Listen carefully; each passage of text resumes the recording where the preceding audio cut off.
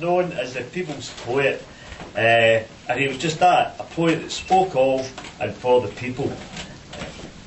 He was born the son of a peasant farmer in the village of Alloway, a village which is of similar size to our own here in Kingswalden, Ley Green.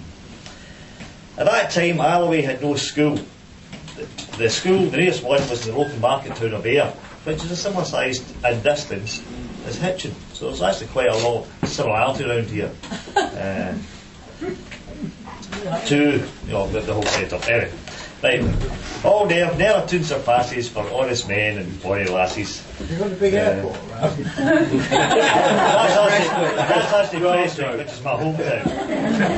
It's just down the road. Right. Burns' father and half a dozen other local land workers joined together and employed a teacher. Right? And the way they worked his wages was they would collectively pay him some money, but each of them would give the person board and lodgings. So this guy would live in all the different houses, right, and be fed, and that was how this guy earned his money.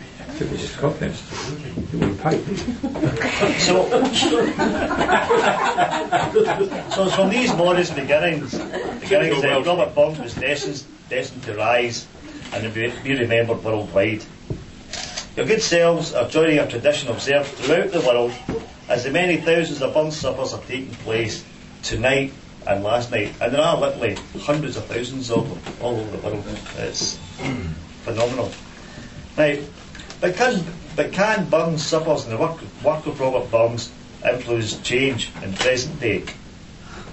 Who knows? Maybe, but at least we can join in a celebration of the life of Robert Burns.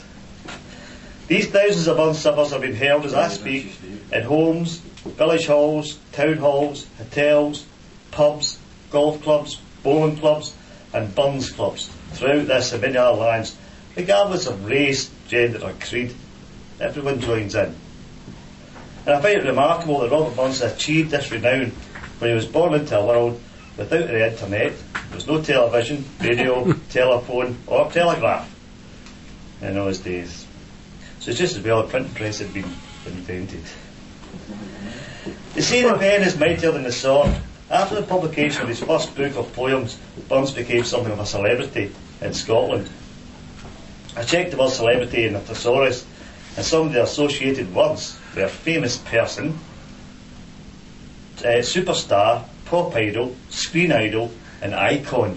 Right? I think Robert Burns was all those things. He was certainly seen as a celebrity during his time, and after the publication of his book, he was invited over to. Died in 1796. Close. He was invited over to Edinburgh by the Clitterazzi at the time, and then an entertainment was organised by the more respectable members of the Edinburgh establishment, not only to show off him, but also to show off their own status and their own social standing. It was during this time that he met sweet Clarinda, Elizabeth McElhose, whose affair with Burns inspired him to write what's considered his greatest love song, A Fond Kiss. Burns also took to the road on a tour of the Highlands during this time, so in some ways he was a celebrity of his time. But would he have been a screen or pop idol? Possibly not, but he did write the world's first car chase. He set to use a man on horseback being chased by witches. But let me come back to why we're here, to celebrate the life of Robert Burns. He clearly had intellect. He was a classical scholar in Greek and Latin.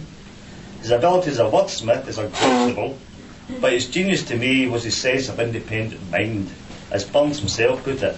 If I designed John Lordling's slave by nature's law designed, why was an independent wish if I planned it in my mind? Burns has also been likened to a political and social philosopher and a supporter of political reform. He was a vocal supporter of the French Revolution and took the side of the settlers in the American War of Independence. This is not surprising. This is not surprising, considering he was born within 50 years of the last two rebellions seen in this country. There's evidence to suggest that his grandfather was an active Jacobin supporter in 1715 rebellion, and his father was in the 1745 rebellion. In fact, it was the consequences of that involvement in the Jacobean cause that forced Burns to leave his native